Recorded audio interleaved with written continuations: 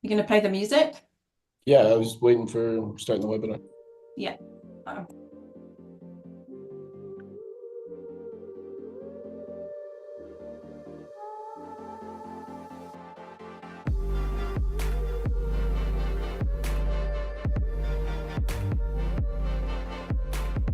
Hello, and thanks everybody for joining this week's Kafka live stream. Got a special session today covering serverless Kafka and the differences there between Kafka. Got a presentation for community today. Yes, friendly face, good year.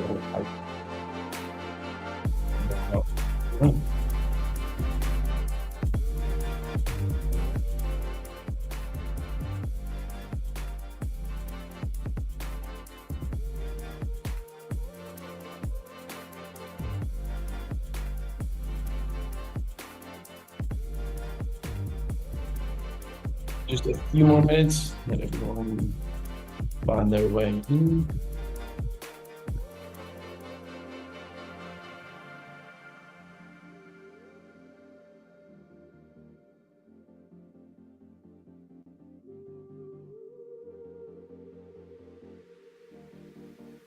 Hello, everyone. Matthias, how's your day going? Doing great, doing great. I'm using the Kafka Summit lenses t-shirt for this year. Great times, great times.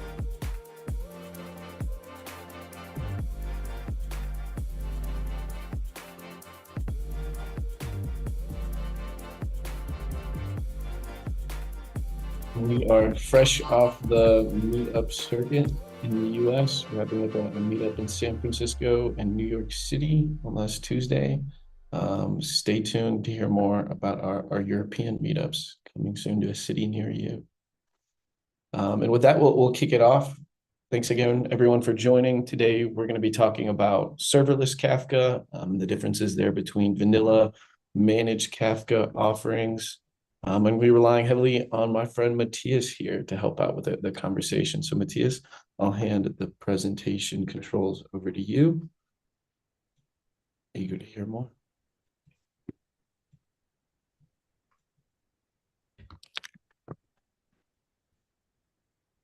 Yeah, and I'm talking about. Now you guys can see my screen. Oh, wow. All good. Yes, let's go back here. So thanks for everybody to join. We have like the big team here. So we're going to start to talk about serverless Kafka. So serverless Kafka is like a deployment of Kafka. So how it works, why we're using. So it's going to be a nice talk, I hope. Guys, please make questions, bring your use cases as well on the comments. Let's try to do this more interactive besides the ones that are here. I hope you guys enjoy because I'm gonna say something like a problem. Let's bring up, I think everything starts with a problem. So we have this company, like a fake company, but for our enablement part called Trendy Glasses. Is a company, one of the best glasses in the market, has been sold by us. And we have like a normal sale, all good. We sell like, okay, we're increasing, we are like strengthening our brand. But the Black Friday was crazy because everybody wants to give glasses to the loved ones, sunglasses in Brazil, like the sun. Imagine the sun in Brazil, so it's crazy. Like you can see by my camera that even if everything like is closed, it still have the sun getting into my figure. So that happens.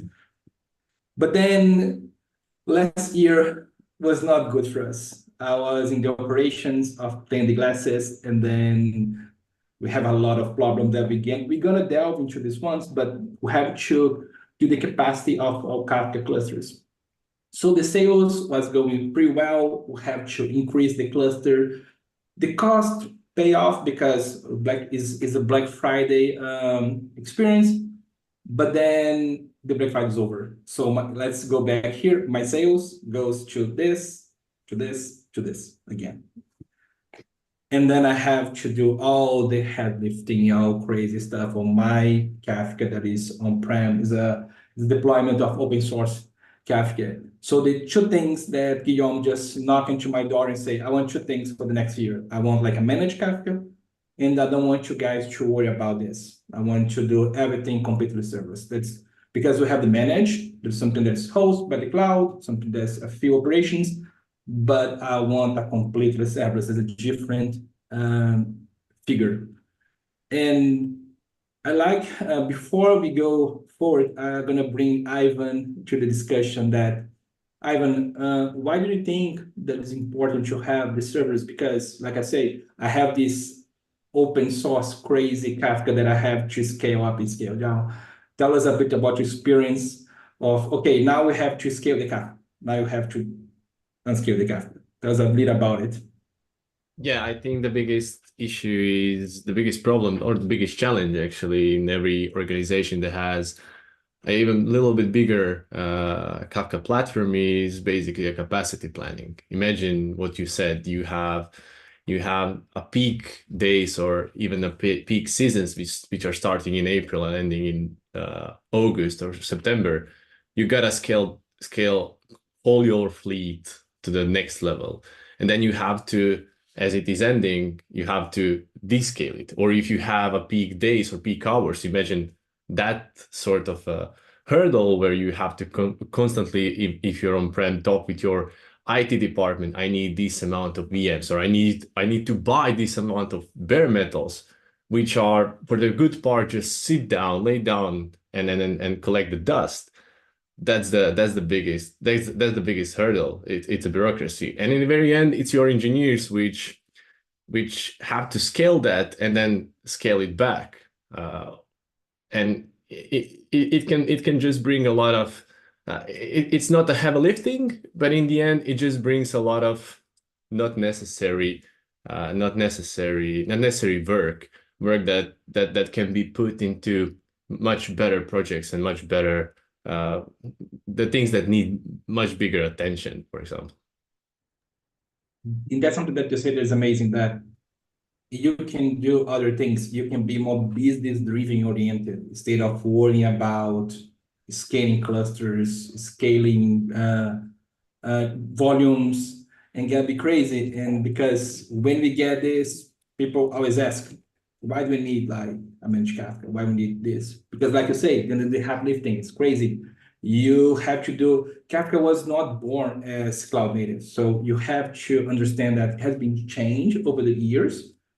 But most of the companies, they have this Kafka internal, or even in cloud, but it's like a deployment of Kafka that you have to at this do the operation.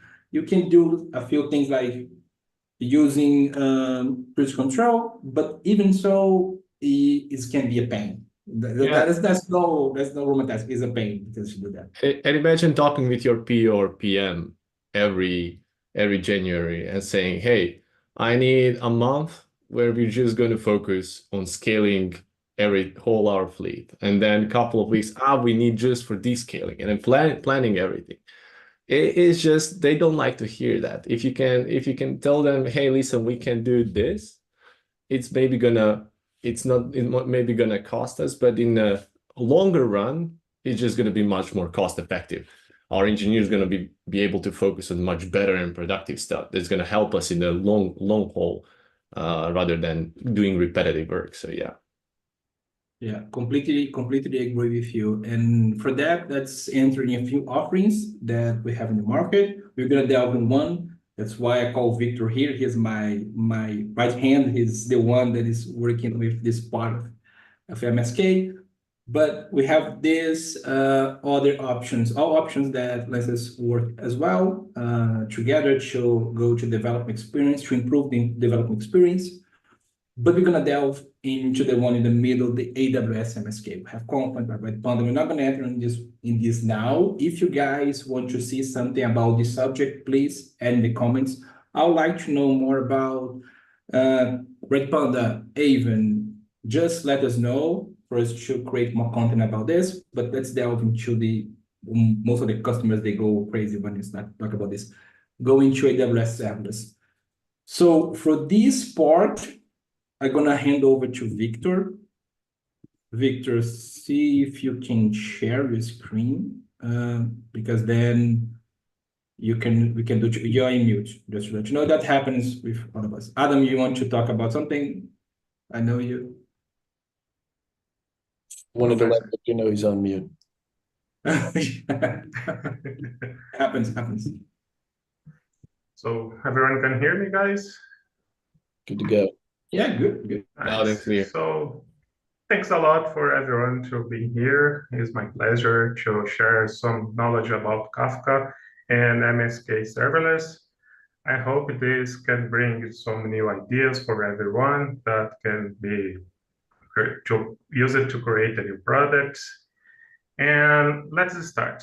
So you already know that Kafka can be very complex. The infrastructure you need to deal with the storage, CPU, memory, the configuration, the costs. And we have the problem that we have a lot of consumers and producers inside our infrastructure. And we need to deal all the environment, the problems, without bringing some problems with these clients of our infrastructure. And sometimes, like Matteo said, we have the problem that we have some spikes. Yeah, literally spikes on the use of your infrastructure and inside of a company. That can be really, really good because can be a lot of new products being sold for the customers. But when we are talking about the infrastructure, you need to deal with some problems like you need to understand that you need to create the new brokers to make the servers online all the time. You need to bring more memory, CPU, storage, and this can bring some costs for a company because it's not only the infrastructure, the hardware itself. You need to understand that we need people working in this infrastructure. We need SRE that will monitor our Kafka brokers.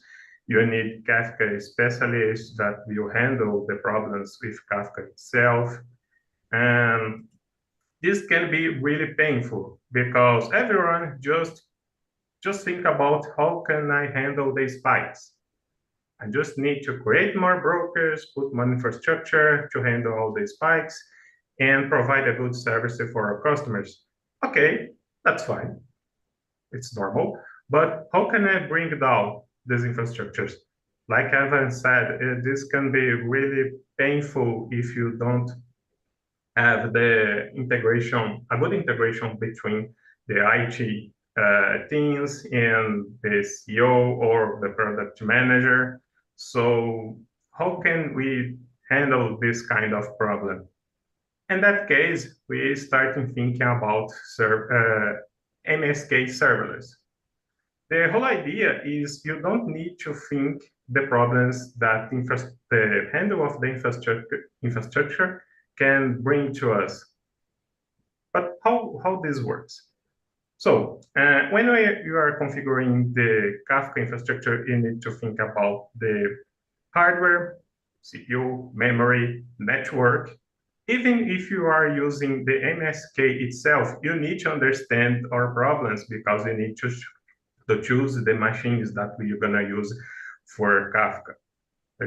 The MSK serves, but when we don't know how the things we are going along the time, so the best option is going to be the MSK servers. Why? Because we can have the scalability, so the Amazon will take care of the scalability of the brokers for you. Security. We know that Amazon contains the best security measures to contain problems, not only the networks, but hackers and a lot of things that can happen in your infrastructure. Flexibility. It's really, really easy to create a cluster of MSK, of Kafka, to start using that. It's really, really easy. And cost effective. You just will pay what you store inside the cluster, the brokers. So when you have the correct binding between the teams, the IT, you know what will gonna happen with the product. And how this is important, because everyone say, I just need a new feature, a new product, and that's it. They don't share the details, and they just needs to bring the infrastructure and they handle all of this. They only say that for you, Victor. Okay, I need a cluster of Kafka. So you don't know the workload, you don't know how many messages, type of messages, whatever. So it's good for you to bring this flexibility of, okay, just plug in, right? Which is a great point to raise, because if I'm an engineering manager or a CTO, I don't want my developers worrying about capacity planning and infrastructure problems and issues, even though they might be the ones that have that information. And I don't think it's their responsibility or the best use of their time to be calculating megabytes per second per month to capacity plan out their managed Kafka instance for this workload. For certain use cases, that's ideal, maybe the cheapest way, and you've got a process in place. But I definitely see a lot of use cases where we don't know. It's a very high variance workload. And we just know we need to be able to support it when that spike happens. And we need that scalability to automatically scale down when it's not spiking up too. Awesome. Yeah, I feel like that ties directly to what Ivan said about a developer asking for a month to capacity plan. Sure. Totally agree with that. And the consequences, if this subject is time to market. You need to create a new product, a new feature. You need to be on the top of the companies, bring the best services for our customers. So this kind of service can help you a lot if it is time to market to bring a new product for the customers. So talking more about the details with Kafka cluster itself. When we need to deal with the spikes, usually you need to talk with the SRE of your infrastructure and say, what's happening? What do you think you're gonna happen along as the time? Do you know if you need something? And usually they say, here you're gonna say to you, bring more storage, bring more brokers, and we'll be fine. We don't need to worry with that. So, but you need to configure, you need to have more people take care of that, depending of the size of company, of course. And when you are doing that, the infrastructure tasks, you need to know that there is a lot of customers or new products that's just using your infrastructure, and you don't know. Usually we don't know, because some of the customers, not the real customers, can be just some curious people or bots just using our infrastructure, and we need to deal with that. So this is more related to the part of the security itself. And when we are using the MSK serverless, we don't need to worry about that. You just need to create the servers, plug in that case, plug links in the MSK serverless and start using that. So let me show for you guys how simple it is to deal with MSK serverless in that case. We already have an cluster here, but how can we create a new cluster? Just need to reload that. Just a minute.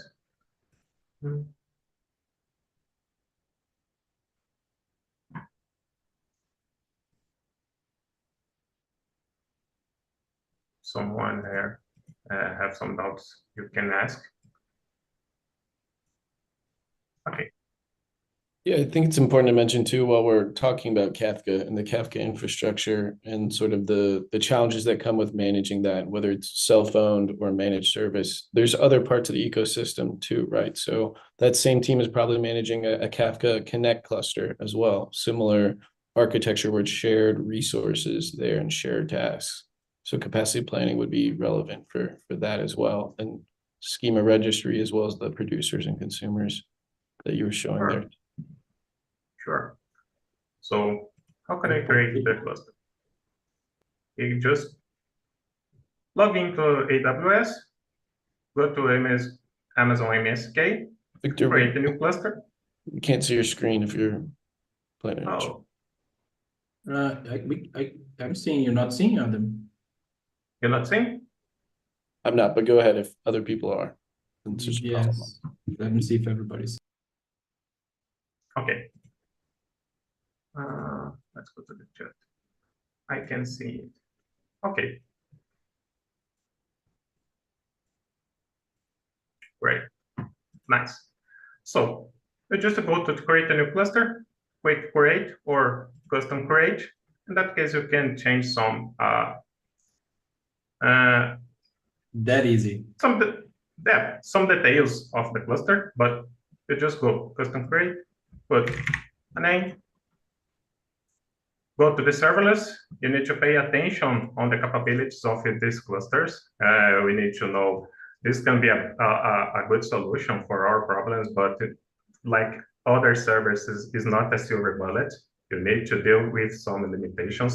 Since we have some kind of service, we need to configure some specific parameters or things like that. You don't need to use the MSK serverless because they can bring some restrictions, but we can change it in the servers.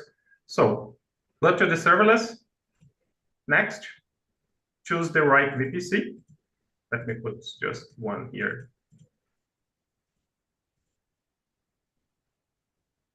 Put some tags, security groups. So like other normal servers from AWS. And that's it. And the best part is you don't specify any pool of machines, type of machine, anything. You just say, okay, AWS, I want a MSK cluster. I want a Kafka cluster.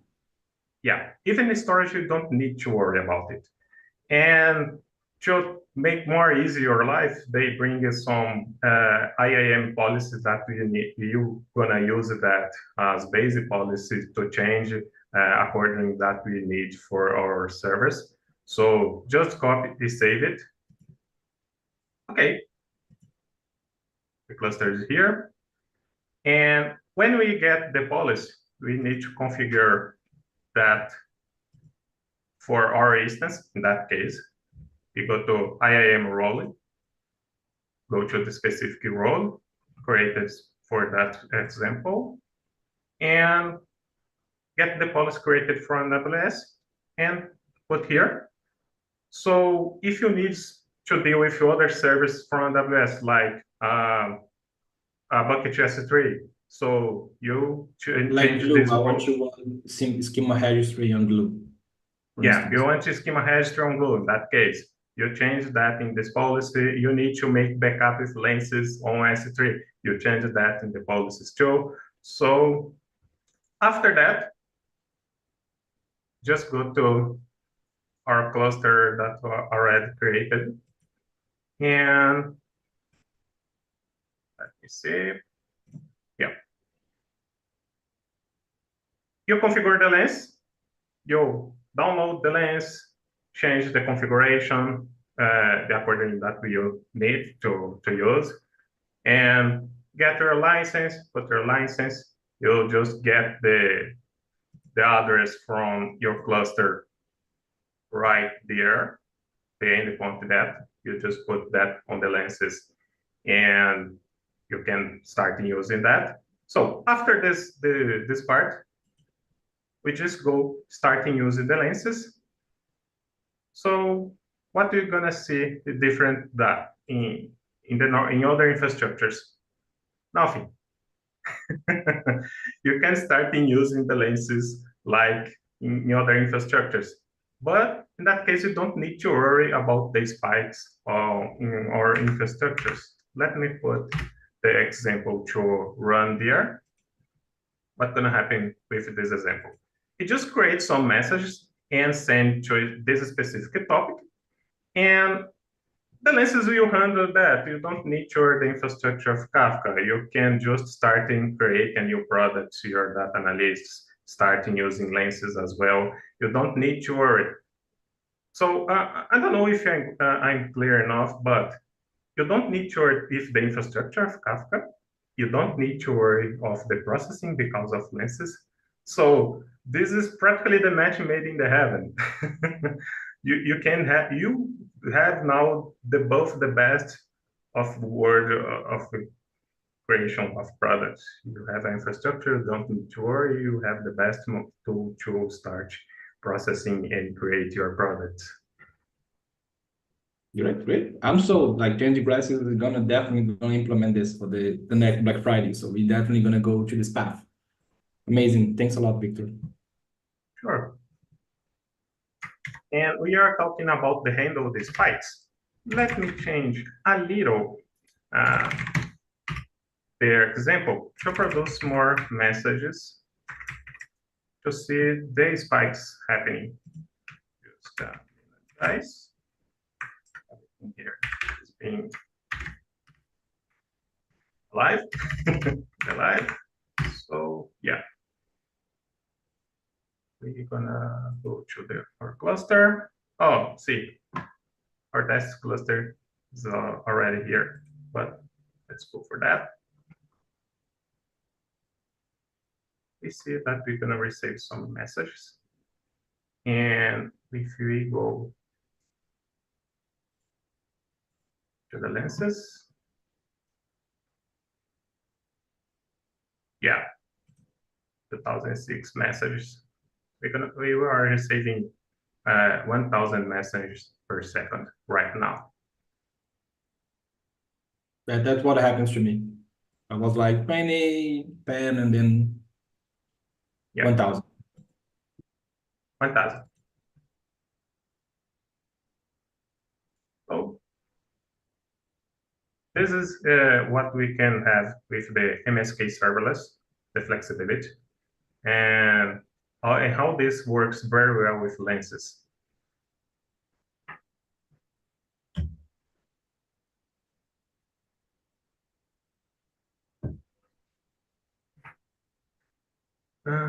We have What's the downside to use it serverless? Young asked this.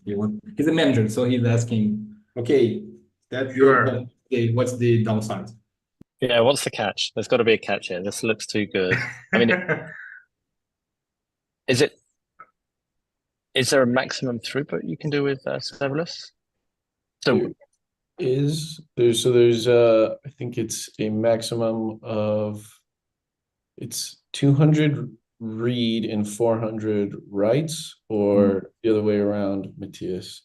Yeah, go, Victor, you can go to the instance and then show Guillaume that go to the create a new one just to show. It's 200 write and 400 read because they operate from a fan out pattern is the most common. Yeah.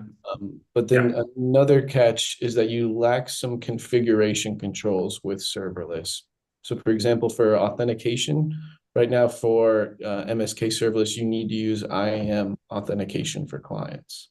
There's also some limitations as far as what metrics you can get. So it does, I believe, natively write to CloudWatch metrics, but does not have the Open Prometheus compatible metrics like vanilla MSK does. Yeah. And another downside from MSK serverless, you need to know what kind of problem are you dealing, because you can't handle all the configurations like you have a Kafka in your premise. So some kind of problems that you need specific configurations, you can use the MSK serverless. Even the Amazon say that in his documentation. You need to know what kind of problems are you dealing before you starting using MSK serverless.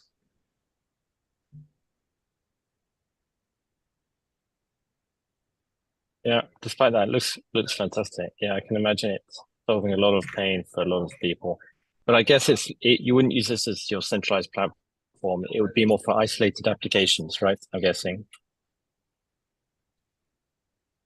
Isolated implementations or a use case that has a wide variance in workload requirements would be good uses for it. We've talked to customers too who use serverless for sort of an on-demand resource by developers who need an environment now, and don't want to do that initial capacity forecasting and planning. So that flexibility is great for temporary experiments, sort of a temporary development cluster as well.